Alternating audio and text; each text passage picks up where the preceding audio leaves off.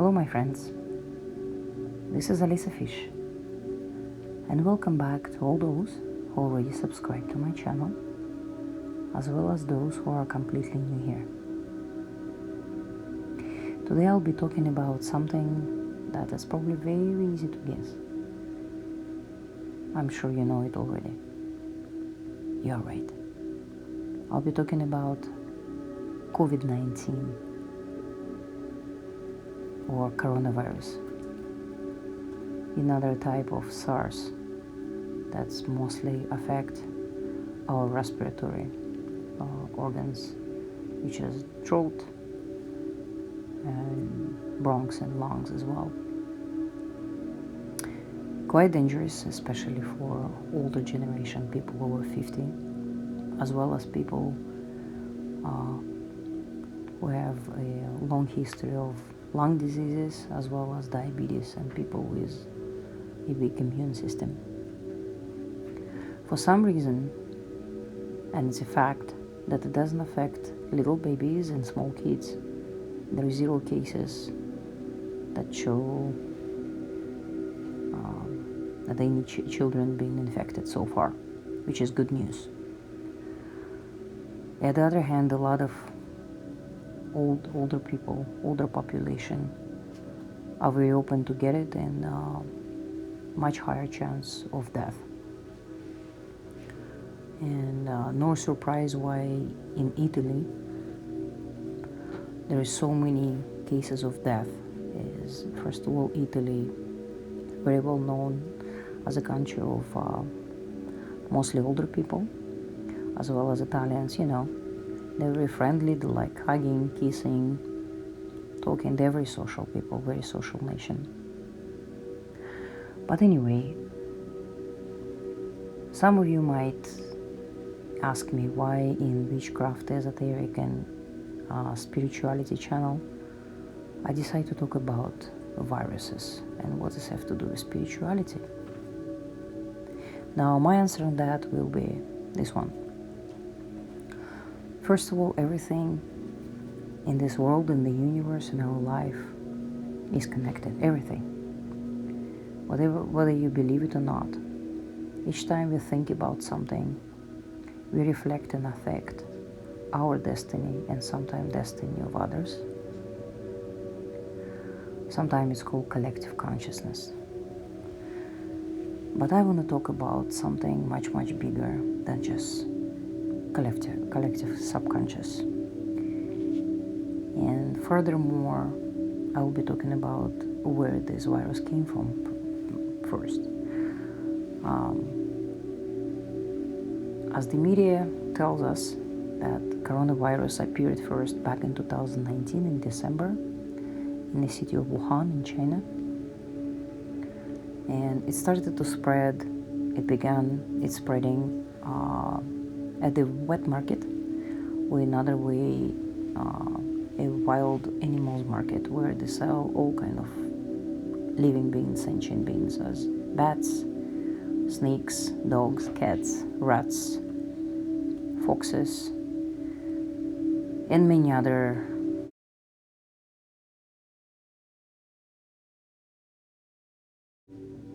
sentient beings.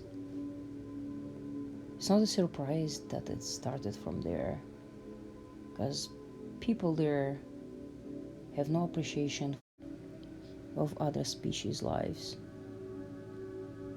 and overall animals for people in Asia, in China, Korea, Vietnam, and so on, like a trash, like a commodity, like something that's so insignificant, that has no feelings, that you can kill, trash, torture, doesn't matter, without remorse. I'm not saying here in the Western society we are different. We're not. In fact, we are just hiding it better.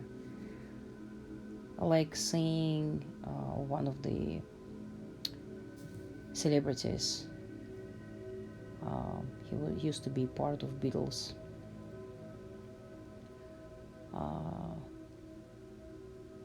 He said that if the slaughterhouses had a glass wall, everybody would go vegetarian or slash vegan. That was Paul McCartney. My opinion on that is it's a time to pay the price.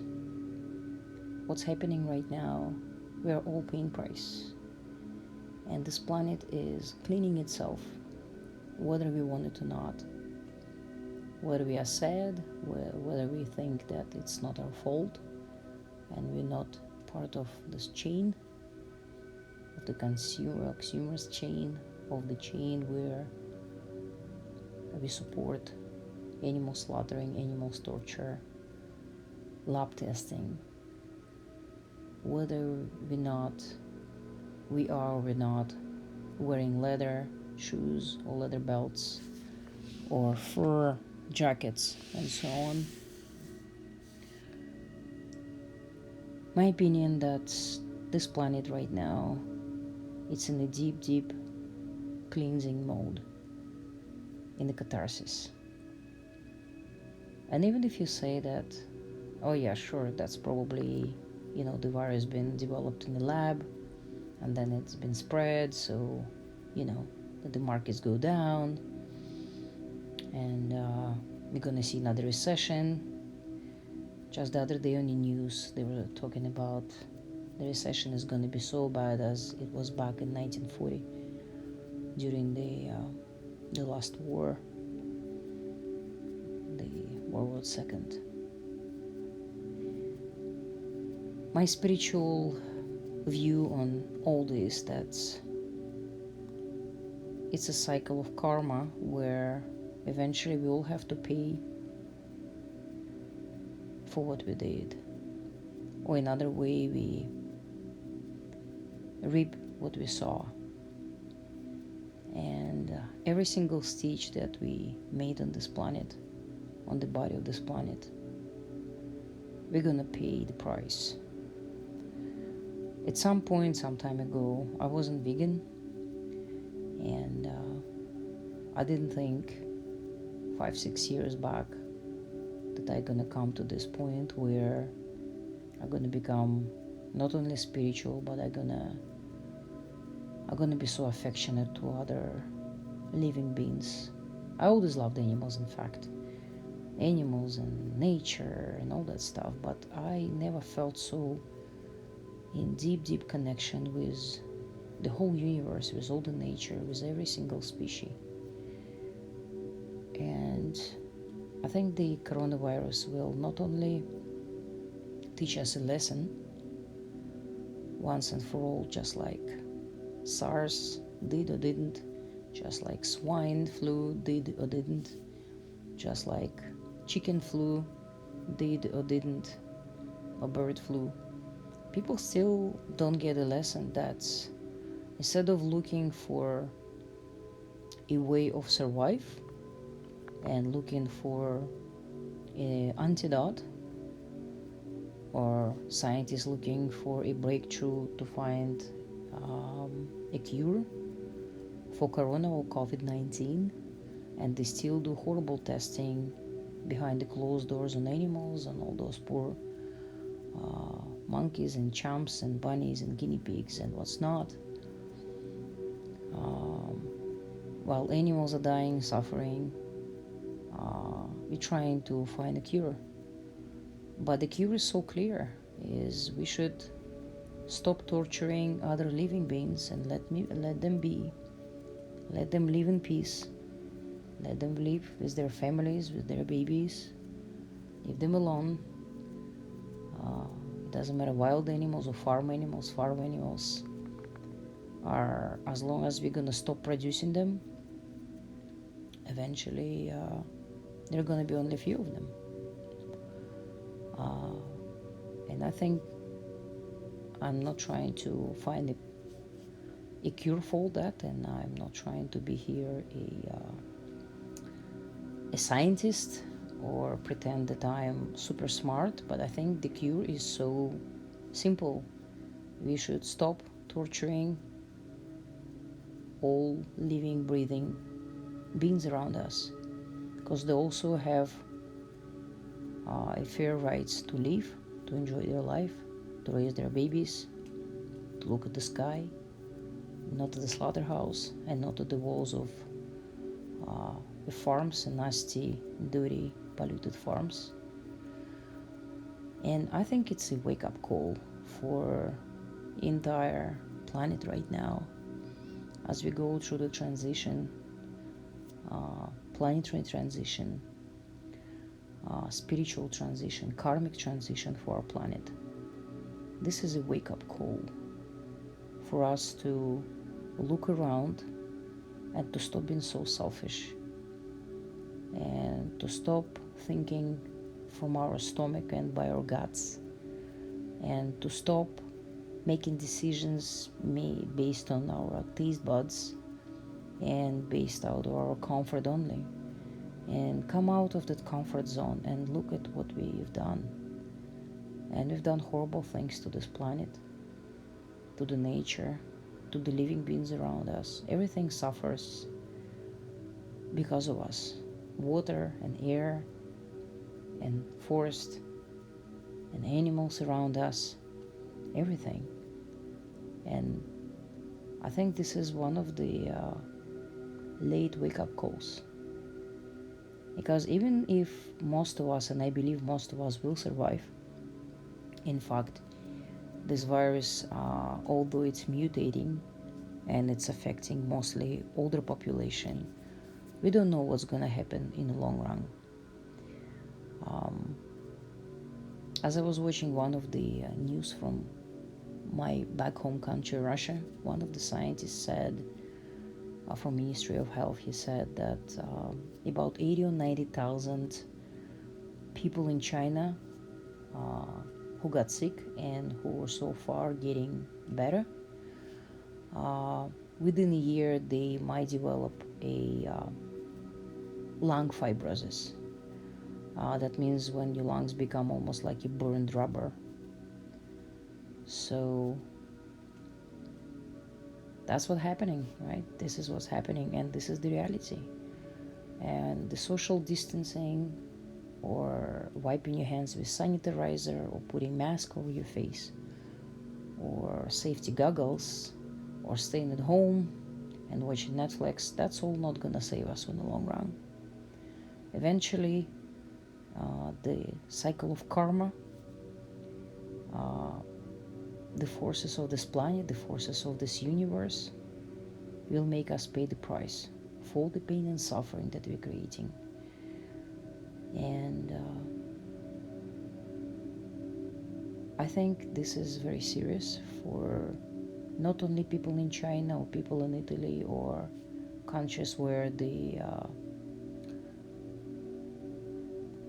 mostly cases of death. I think it's a wake up for everybody, wake up call, where we have to unite as a nation, even though we have social distancing right now. The most horrible virus is a virus of selfishness, and a virus of ignorance, and a virus of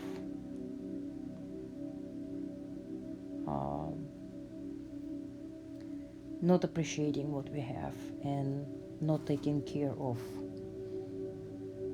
our home, Earth, our planet, of the living beings that share in this planet with us.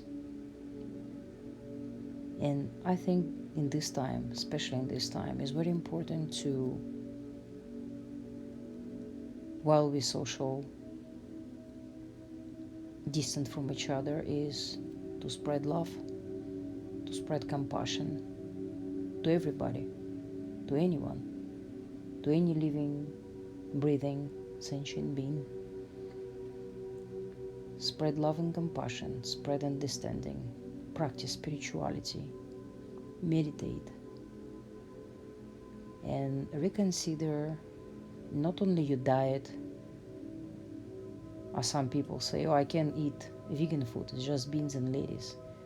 This is not the point. To become vegan is, I don't want to put this label as vegan. Vegan is a philosophy. It's a higher vibration. It's when you come in and thinking from out of your heart rather than out of your guts and out of your stomach. And I don't want to insult anybody here, because recently I had a conversation on Facebook with some of my fellow, I don't want to call friends, but colleagues from work, and eventually she blocked me on the Facebook.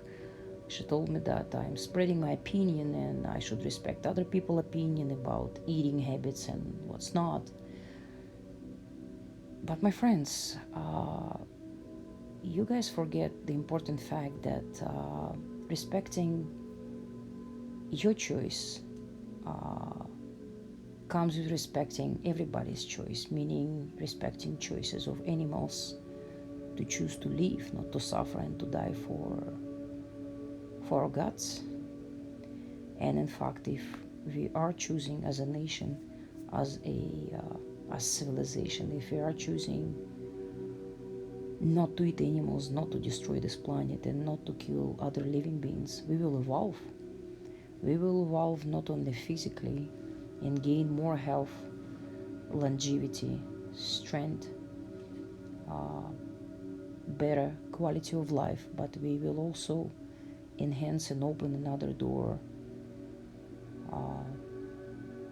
to the other side of spirituality, to the other side of our mind, where one day you will wake up and you will understand you are one with the whole universe. You are one with a tree, you are one with a bird on that tree, you are one with a little caterpillar, you are one with a little coyote that are howling at night, you are one with the moon, and we're all part of each other. And it goes without saying, if you wouldn't eat somebody from your species, like you wouldn't eat another human, why would you eat another animal? Because the only difference is in appearance. Animals have souls, they have feelings, they have a compassion. In fact, they are more compassionate sometimes than humans are. Animals have feelings. They can feel pain, they can feel sadness, they can be depressed. And we only know so far about the dogs and cats and sometimes horses. But people who own other animals like bunnies and domestic pigs and what's not, other countries, people can have other animals. Sometimes they have coyotes, sometimes they have wolves they've been rescued, sometimes they have bears, like back home. A guy saved a little bear cub because his mom was hunted down, and this bear became huge, big, majestic bear, and the two live together like two friends, like two pals. All animals have feelings, and I think it